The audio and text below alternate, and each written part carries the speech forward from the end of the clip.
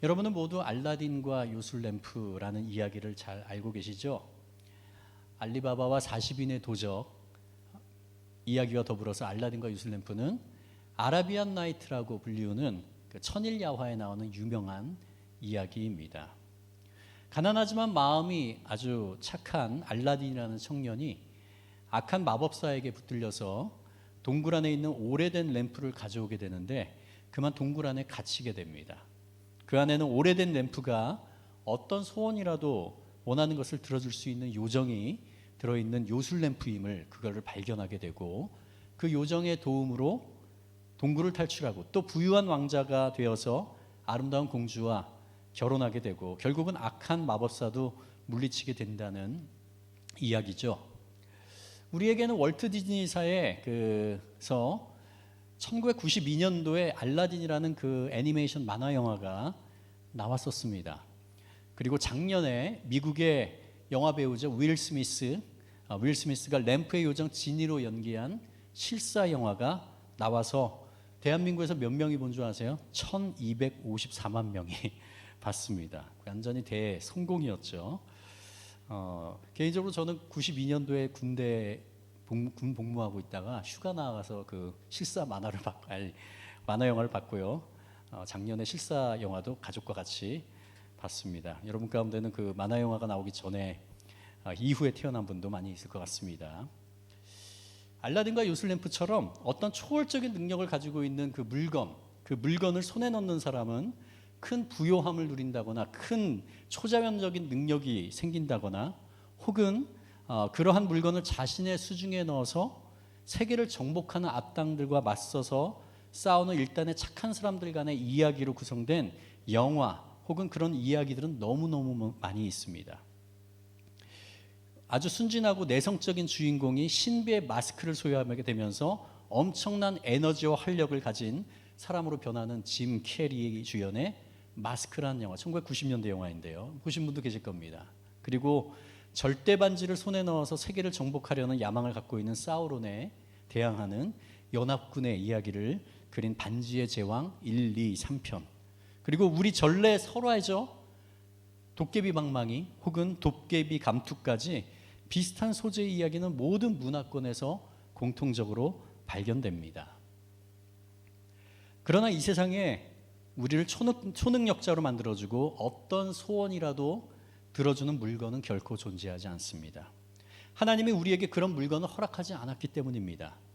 단지 유한하게 창조된 인간이 무한한 하나님처럼 되기 위해서 선악과를 먹은 이후에 타락한 인간의 마음 깊숙한 곳에 그것을 갈망하는 마음이 자리 잡고 있었기에 이런 이야기와 드라마, 영화는 앞으로도 계속 나올 듯합니다. 우리를 능력자로 만들어주는 이런 신비한, 특별한, 신성한 물건을 갈망하는 것은 비단 현대를 살아가는 우리만이 아닙니다. 오늘 읽은 사무엘상 4장 1절에서부터 11절 본문을 보면요, 하나님을 따른다는 이스라엘 백성에도 그와 같은 갈망을 보게 됩니다. 블레셋 족속과의 전투에서 이스라엘 군사가 4,000명이 전사합니다. 그리고 패하자 이전의 조상들이 전장에 나갈 때처럼 했던 언약궤를 실로라는 곳에서 가져와서 전쟁에 다시 나가죠. 우리에게는 우리의 소원을 들어주는 요술램프와 같은 언약궤가 있으니 하나님이 우리에게 승리를 줄 것이라고 믿고 큰 함성을 지르면서 블레셋 앞에 이스라엘 백성이 싸우러 나가는데요. 그러나 또다시 블레셋에 대패합니다. 이번에는 3만 명이 살육을 당하고 하나님 임재의 상징인 언약궤마저 블레셋에게 뺏기게 된다는 것이 바로 오늘 읽은 본문의 내용입니다. 오늘 본문 이전의 역사적인 상황을 제가 여러분의 이해를 돕기 위해서 간단하게 좀 설명하겠습니다. 이집트에서 400년 동안 노예로 신음하고 있던 이스라엘 백성들을 하나님께서는 모세라는 지도자를 통해서 이집트를 탈출하게 하시죠. 그 이야기가 바로 출애굽기에 쓰여 있습니다. 그리고 40년 동안의 광야 생활을 거친 후 모세는 죽게 되고요. 모세의 후계자인 여호수아의 지도하에 하나님께서 약속하신 가나안 땅에 들어가서 정복하고 정착하게 됩니다. 이 이야기가 바로 여호수아서에 쓰여져 있습니다. 그리고 여호수아가 죽고 난 후에 이스라엘 백성에게는 모세와 여호수아 같은 그런 강력한 리더가 나타나지 않았습니다. 그래서 이스라엘 백성들은요, 하나님을 떠나고 가나안 땅에 있던 우상들을 섬김으로 인해서 하나님으로부터 징계를 받아서 이웃 나라들의 침략으로 속국이 되기도 하고요, 고통 가운데 회개하면서 하나님을 부르짖을 때 하나님께서 에훗이라든가 드보라, 기드온, 입다, 삼손과 같은 그런 12사사를 통해서 그들을 그 압제로부터 계속 구원하시고, 또 그들이 또 우상 숭배하고 또 그 사사를 통해서 구원하시고, 이게 반복되는 그 이야기가, 그 역사가 바로 사사기입니다. 그리고 그 사이에 룻기라는 것이 나오죠. 룻기는 사이에 중간에 삽입된 이야기이고요. 그리고 사무엘상, 오늘 읽은 사무엘상에 오면서 사무엘상 1장에서 여러분 잘 아시죠? 어린 사무엘이 하나님 앞에서 하나님이 나타나셔서 그 음성을 듣고 하나님께서 부르시는 장면이 나오죠. 사무엘상 2장에는요, 엘리 제사장이 40년 동안 대제사장으로 섬겼거든요. 근데 너무 연로하여서 제사장 직분을 잘 감당하지 못하게 됩니다. 그의 두 아들인 홈니와 비느하스라는 제사장이 있었는데 그 대신 수행하게 되는데, 이 두 명은 불의한 제사장들이었습니다.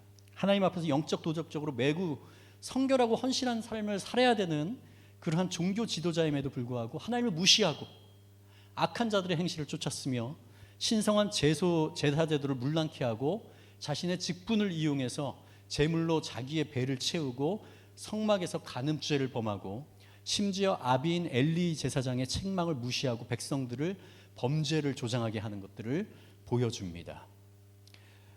그리고 3장에 보면요, 아이 사무엘이 엘리 앞에서 여호와를 섬길 때에는 여호와의 말씀이 희귀하여 이상이 흔히 보이지 않더라라는 구절이 나옵니다. 여호와의 말씀이 희귀하다라는 말씀을 통해서 그 시대의 도덕적, 영적 타락성이 극심함을 나타내고 있습니다. 하나님께서는 그 징벌로 자신의 계시를 보이지 않았다는 이야기죠. 그런데 오늘 읽은 4장에 들어오면서 여호와의 말씀이 어린 사무엘을 통해서 전파되기 시작한 겁니다. 아마 하나님의 계시가 없다가 말씀이 새로 살아나니까 이스라엘 백성들이 기뻤을 것입니다. 이제 우리 가운데 뭔가 새로운 것이 일어나는구나, 이스라엘 가운데 다시 하나님의 영광이 임하는구나 라고 아마 느꼈던 것 같습니다. 근데 그 다음부터가 문제입니다. 하나님의 음성을 구체적으로 들을 때까지 기다리고 구해야 함에도 불구하고 그들은 하나님이 사무엘을 통해 계시하신다는 것만을 보고 하나님의 자신의 편이라고 오판하여서, 하나님 우리가 전쟁에 나가니 승리해 주세요라고 급하게 기도하고 블레셋과의 전쟁에 나간 것 같습니다. 그리고 그날 이스라엘 군사 가운데 전장에서 죽임당한 사람이 무려 4,000명이나 되었습니다. 이스라엘 백성들이 적에게 질 때, 이스라엘의 역사를 통해서요, 이스라엘 백성들이 적에게 이렇게 지잖아요. 그 문제는 항상 동일했습니다. 이스라엘 백성들이 하나님을 의지하지 않았어요. 자기의 머리와 자기의 군대와 이것들을 의지했을 때 하나님께서는 이스라엘 백성들을 적의 손에 붙여주십니다. 그래서 그들이 패망하게 되죠. 그렇게 될 때 이스라엘 백성도 다시 회개하고 하나님 앞에 나오게 되죠. 그렇게 될 때 하나님이 다시 승리케 하시는 것을 성경에서 계속 반복되는 역사로 기록되어 있습니다. 그래서 이 이스라엘 백성들도 4,000명이 전사하고 패했을 때 하나님께 회개하고 돌아와야 하는데 이스라엘 백성들은 그렇게 하지 않았습니다. 오히려 그 전쟁에 대표한 원인을 놓고 하나님께 불평하면서 이렇게 3절에 말합니다. 백성이 진영으로 돌아오매 이스라엘 장로들이 이르되 여호와께서 어찌하여 우리에게 오늘 블레셋 사람들 앞에서 패하게 하셨는고. 여러분, 이스라엘 장로들은 패배의 원인을 어디서 찾고 있습니까? 하나님으로부터 찾고 있습니다. 왜 우리를 패하게 하셨는고? 하나님이 그들을 패하게 했다고 말하고 있습니다. 너무 어리석지 않습니까? 우리가 실패하였을 때 그 실패의 참 의미가 무엇이고 그 실패를 통해서 우리를 향한 하나님의 뜻이 무엇인지를 깨닫는 것, 그것이 여러분 하나님의 은혜입니다. 여러분 믿으세요? 안 믿으시는 것 같군요. 대답이 없는 거 보니까. 여러분 믿으세요? 저는 실패하기 싫은데요. 아니에요. 그 실패를 통해서 우리가 하나님께 나갈 때 그것이 은혜입니다. 여기 나온 이스라엘 장로들처럼 실패하고도 하나님을 원망하면서 자신의 잘못이 무엇인지 깨닫지 못하는 것이 바로 저주입니다. 여러분의 실패한 경험을 통해서 하나님의 뜻을 알게 되었다면 여러분 기뻐하십시오. 그리고 감사하십시오. 하나님의 은혜가 여러분과 함께 하고 있음이 그 실패를 통해서 증명된 것입니다. 실패를 통해서 하나님의 뜻을 알고 이전보다 더욱 하나님과 가까워진다면 그 실패와 좌절은 궁극적으로 여러분 하나님께 가까이 이끄는 복인 것입니다. 여러분 이것을 믿으셔야 됩니다. 다시 본문으로 돌아와서 4장 3절 하반절부터 4절까지 우리 함께 소리내서 읽어보겠습니다. 시작. 여호와의 언약궤를 실로에서 우리에게로 가져다가 우리 중에 있게 하여 그것으로 우리를 우리 원수의 손에서 구원하게 하자 하니 이에 백성이 실로에 사람을 보내어 그룹 사이에 계신 만군의 여호와의 언약궤를 거기서 가져왔고 엘리의 두 아들 홈니와 비느하스는 하나님의 언약궤와 함께 거기에 있었더라. 이스라엘 장로들은 실패의 원인을 분석하기 시작했습니다. 그리고 그들의 선조들이 전쟁에 항상 갖고 나갔던 그 언약궤, 다시 말하면 요술의 법궤, 그게 없었음을 패배의 원인으로 인식합니다. 그리고 그 당시에 자동차가 없었음에도 불구하고 그 전투가 벌어졌던 곳에서 무려 37km 정도가 떨어져 있었던 실로라는 곳에서, 다시 말하면 우리 교회에서요, 광화문 사거리 있죠? 광화문 광장, 거기까지의 거리가 바로 이 거리입니다. 그 언약궤를 어떻게 해요? 언약궤는 항상 율법에 내 제사장이 어깨에 매기고 되어 있습니다. 그리고 걸어가야 돼요. 어디다가 실어서 가는 게 아닙니다. 걸어가야 됩니다. 그러니까 며칠이 걸렸겠죠. 이 비상한 조치를 제안할 때 이스라엘 장로들은 그들의 선조들이 여리고에서 법궤를 앞세워서 매일 한 바퀴씩, 그리고 마지막 날 7바퀴를 돌고 나팔을 불고 소리치자 난공불락의 여리고성이 와르르 무너졌던 이야기를 아마도 떠올렸을 겁니다. 하나님께서 그러셨거든요. 앞에 법궤를 앞세우고 어떻게 해요? 나팔 부는 자가 그 뒤에 있고, 그리고 침묵하면서 그걸 도는 겁니다. 맨 마지막에 7바퀴를 돌고 7일째, 그리고 소리 질렀을 때 그것이 무너졌거든요. 자, 그게 어떤 의미입니까? 하나님께서 이 전쟁을 치르신다. 너희는 아무것도 하지 말라 라는 의미죠. 근데 이 후대에 영적으로 무감각해진 장로들은 어떻게 해석했어요? 아, 법궤를 앞세워서 돌렸지. 근데 오늘 우리가 전투했는데 법궤가 없지. 법궤 때문이야. 우리가 진 게. 이렇게 하고 법궤를 가져오는 거죠. 또 언약궤를 앞세워서 요단강에 발을 디딛는 순간에 요단강이 멈추죠. 그래서 그들이 가나안 안으로 들어올 수 있게 됐습니다. 그런 이야기들을 들었겠죠. 그 조상들에게 들었겠죠. 그리고 그들의 조상들이 항상 언약궤를 앞세워 가나안을 정복했다는 것을, 언약궤가 있으면 자동적으로 하나님의 능력이 임하여 승리할 것이라고 착각하게 된 겁니다. 하나님의 말씀을 제대로 듣고 그 의미를 이해해야 되는데 그 의미를 오해하게 되면 이런 일이 벌어집니다. 출애굽기 25장 22절에 보잖아요. 하나님이 모세에게 하나님이 거하실 청막을 지으라고 명하십니다. 그러면서 이렇게 말씀하십니다. 거기서 내가 너와 만나고 속죄소 위 곧 증거궤 위에 있는 두 그룹 사이에서 내가 이스라엘 자손을 위하여 내게 명한 모든 일을 내게 이르리라 라고 말입니다. 하나님은 이 세상에 거하시고 통치하시는 분이지만 이 우주 만물에 거하시죠. 그리고 통치하시죠. 그런데 죄악된 인간을 위해서 하나님이 친히 지성소의 언약궤 위에서 이스라엘의 죄악과 부정을 씻어내고 그들을 만나주시고 말씀하는 장소로 삼겠다는 말입니다. 하나님이 인간을 위해서 1년에 한 번 그곳에 오시겠다고 하십니다. 그러기에 이 언약궤는요, 하나님의 임재와 다스림을 뜻하는 상징물입니다. 하나님이 거기 계신 게 아니에요. 하나님은 이 오줌 만물에 계시고 우리를 위해서, 왜냐하면 우리는 우리 오감으로 느껴지지 않잖아요. 그러면 잘 못 느끼잖아요. 그러니까 하나님이 일부러 그곳에 오셔가지고 1년에 한 번 대제사장을 대속죄일에 만나주시겠다고 하신 겁니다. 그러니까 법궤는 뭐예요? 상징이죠. 하나님 임재의 상징이죠. 그것 자체에 하나님의 능력이 내포된 것이 아닙니다. 그러나 영적으로 무질대로 무지어져서 하나님의 뜻을 분별하지 못하는 이스라엘 장로들은요, 하나님 임재의 상징인 언약궤 자체를 숭배하죠. 그 법궤 안에 신비한 능력이 있을 거라고 잘못 믿었고 그 언약궤가 자신들에게 승리를 가져두는 마술의 법궤라고 착각을 한 것입니다. 이 정도 되면 그들이 하나님의 뜻과 말씀을 청종치 않은 지 상당히 많은 시간이 흘렀다고 생각되어집니다. 그러고도 자신들에게는 언약궤가 있기 때문에 하나님이 그들과 함께 하신다고 착각하면서 하나님의 음성이 아닌 자신들의 경험과 지식에 따라서 전쟁에 나가면서 당연히 자신들이 승리할 것이라는 망상 속에 살아가고 있는 것입니다. 현대를 살아가는 우리도요, 그렇게 별반 다를 게 없습니다. 교회 나간다고, 열심히 봉사한다고, 11조 한다고 하나님과 동행하는 것이 아니라는 겁니다. 그것이 하나님과 동행한 것을 증명하지 않아요.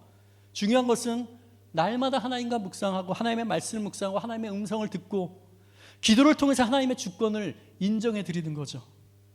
이것이 하나님과 동행하는 증거입니다. 드디어 언약궤가 이스라엘 백성들이 있는 곳에 도착합니다. 그리고 이스라엘 백성들은 환호성을 질러댑니다. 와! 그 소리가 얼마나 컸던지 땅이 울렸다고 성경에 기록되어 있습니다. 왜냐하면 이스라엘 백성 모두 이스라엘 장로들이 생각한 것처럼 그 법궤 안에 하나님의 능력이 있다고 믿었기 때문이죠. 그런데 재미있는 거는요, 이스라엘 백성들뿐만 아니라 블레셋 사람들도 이렇게 생각하고 있었습니다. 이스라엘 백성들이 하나님의 언약궤를 가져왔다는 소식을 들은 블레셋 사람들은 두려워하면서 7, 8절에 이렇게 절규합니다. 우리에게 화로다. 전날에는 이런 일이 없었도다. 우리에게 화로다. 누가 우리를 이 능한 신들의 손에서 건지리요. 그들은 광야에서 여러 가지 재앙으로 애굽인을 친 신들이니라. 이 블레셋 사람들도요, 하나님께서 이 유대 사람들을 이집트에서 10가지 재앙을 통해서 치시고 그들을 구원해내실 것을 소식을 들려서 알고 있어요. 대대로 그것이 전해왔겠죠. 두려웠겠죠. 그리고 그들이 홍해를 건넜다는 것도 알고 있고 여리고성을 함락시키고 가나안을 정복해 나가고 있다는 것도 들어서 알고 있었습니다. 그런데 그들이 소중하게 생각하는 언약궤가 들어왔다는 거예요. 이방 민족은 이걸 믿는 종족들입니다. 고대 전쟁은요, 예를 들어서 이스라엘 백성들과 블레셋이 전투를 하잖아요. 블레셋이 섬기는 신들 있죠, 우상들과 유대인들의 그 사람들이 이렇게 생각했어요. 지역신이라고 생각했습니다. 야훼, 여호와라는 신이 전쟁을 하는 겁니다. 그래서 야훼라는 유대인들의 신이 컨디션이 좋으면 그들이 이기고 우리의 신이 컨디션이 좋으면 우리가 이기고 이런 식으로 생각했던 거죠. 근데 처음 전투에 나가서 어떻게 했어요? 4,000명을 전사했잖아요. 자기가 이겼다고 생각했죠. 근데 이스라엘 백성들이 뭘 가져왔어요? 법궤를 가져왔죠. 그 고룩하다고 생각하는. 그러니까 자기들은 망했다고 생각한 겁니다. 근데 어떻게 쓰여 있어요? 그러나 기왕 이렇게 된 거 대장부답게 싸우다 죽자라고 하면서 와 하면서 양쪽에서 전쟁이 다시 벌어졌습니다. 근데 어떻게 됐습니까? 어떻게 됐어요? 말도 안 되는 일이 벌어졌습니다. 언약궤를 블레셋 족속에게 빼앗깁니다. 이스라엘 백성들은요, 이거는 나라를 빼앗긴 하나님이 죽은 것 같이 아마 느꼈을 겁니다. 그 당시에는. 왜? 하나님이 그 안에 계시다고 믿었기 때문이죠. 이거를 이방인에게 뺏기고 이스라엘 작은 지파 남자의 숫자, 베냐민 지파가 가장 작은 지파거든요. 그 베냐민 지파의 남자들의 숫자에 해당되는 3만 명이 죽게 됩니다. 그리고 사무엘상 2장에 예언된 대로 패역한 엘리의 아들 홈리와 비느하스가 동시에 죽임을 당하죠.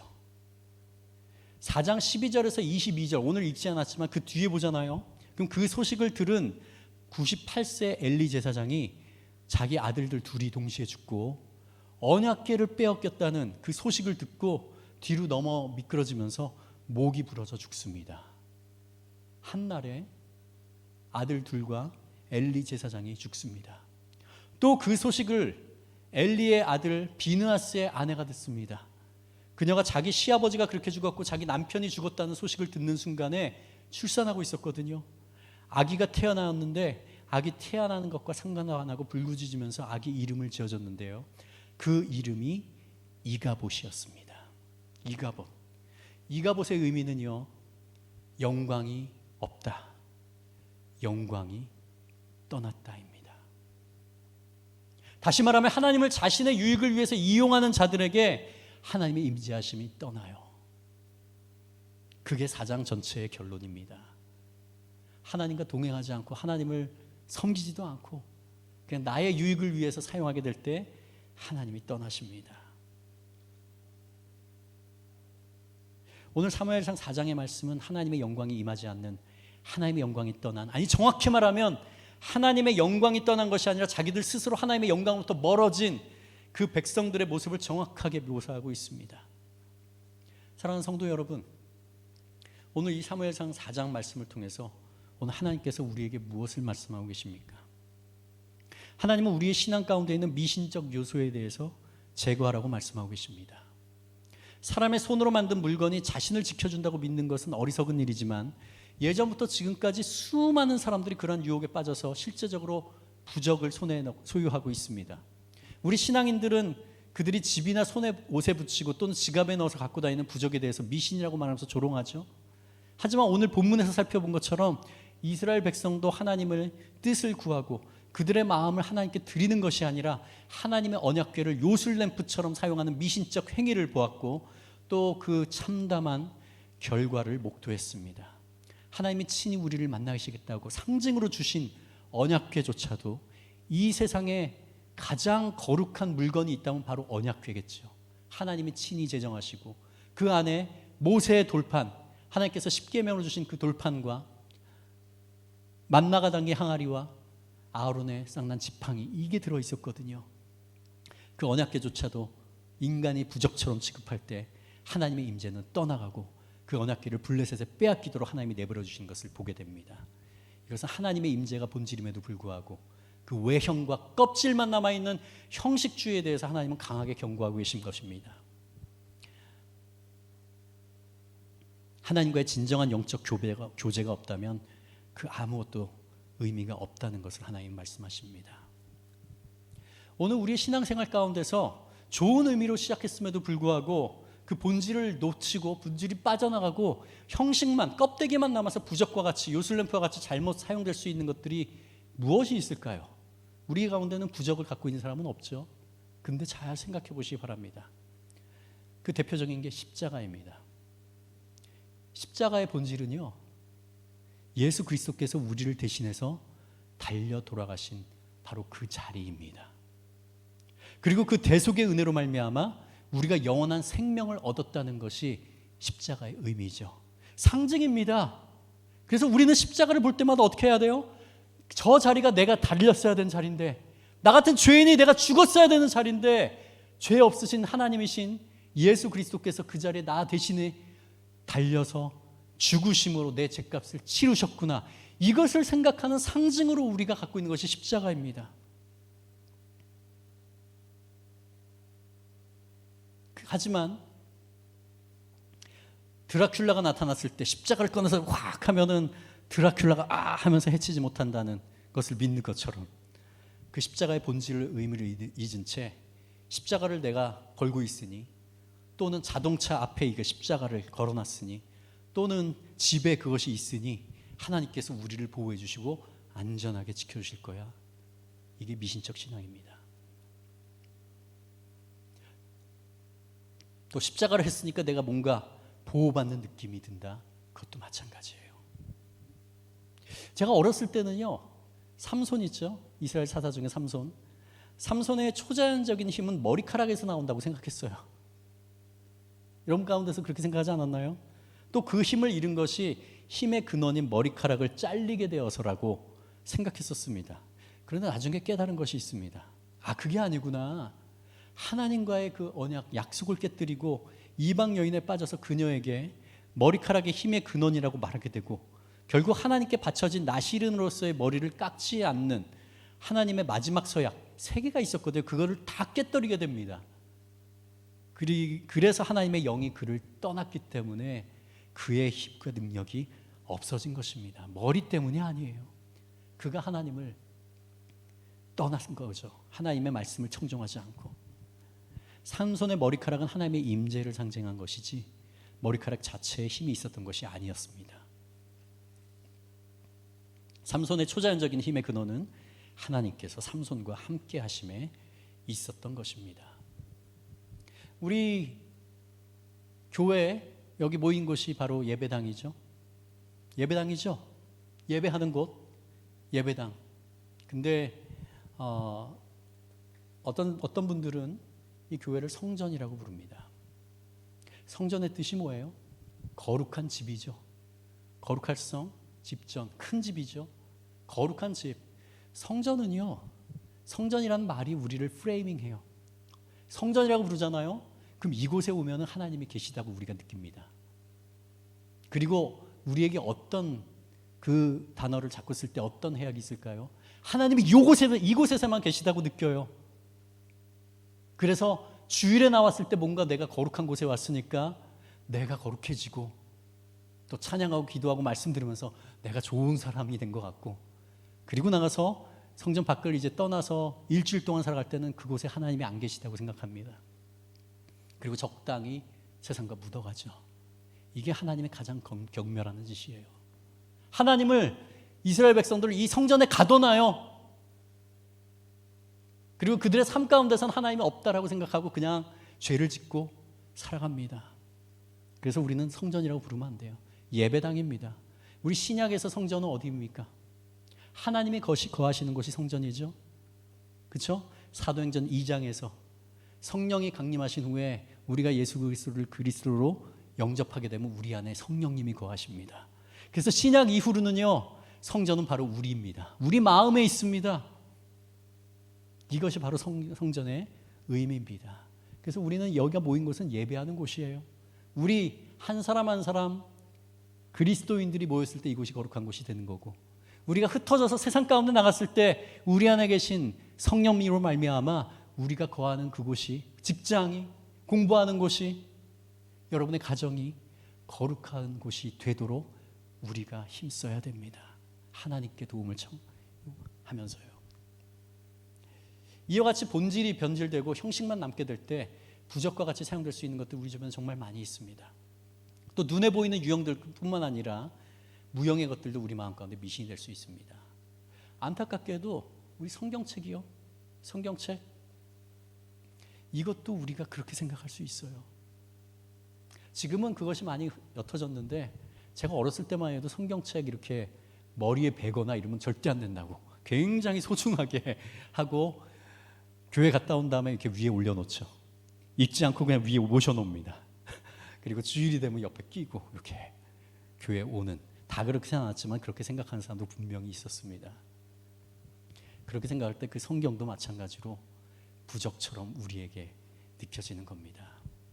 성경에 쓰여진 그 말씀을 우리 마음에 새기고 그대로 살아가는 것이 하나님의 뜻이죠.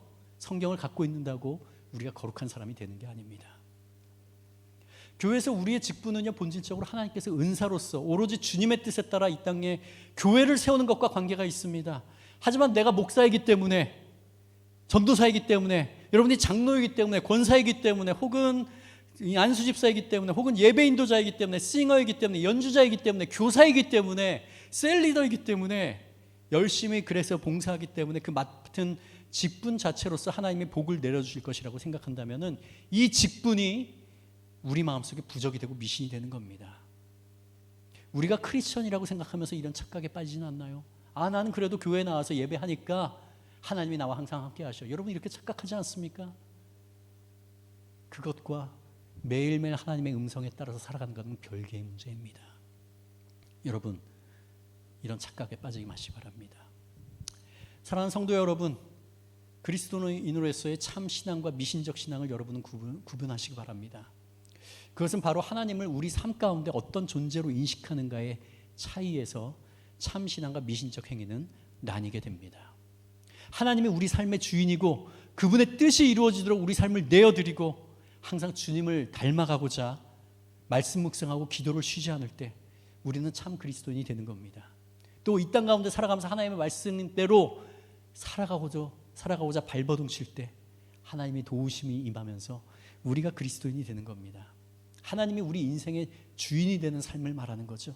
반대로 우리가 우리 삶의 주인이 되면서 평소에는 하나님을 잊고 살아가다가 내가 뭔가 아쉽고 부족하고 내 힘으로 할 수 없을 때만 요술램프에 갇혀있는 하나님처럼 하나님 도와주세요 라고 하면서 요청하지 않습니까? 하나님이 마치 우리의 소원을 들어준 요술램프 속에 진인 것처럼 부리려고 할 때 그것은 겉으로 보기에는 신실한 기독교인처럼 보일지라도 하나님이 보시기에는 기독교란 탈을 쓴 위신이 될 수 있는 겁니다. 우리의 물질과 건강과 직장과 승진들의 유익을 위해 세상에서 말하는 성공을 위해서 우리가 필요할 때만 찾지 마시기 바랍니다. 우리가 그렇게 될 때 하나님께서는 근심하고 마음 아파하십니다.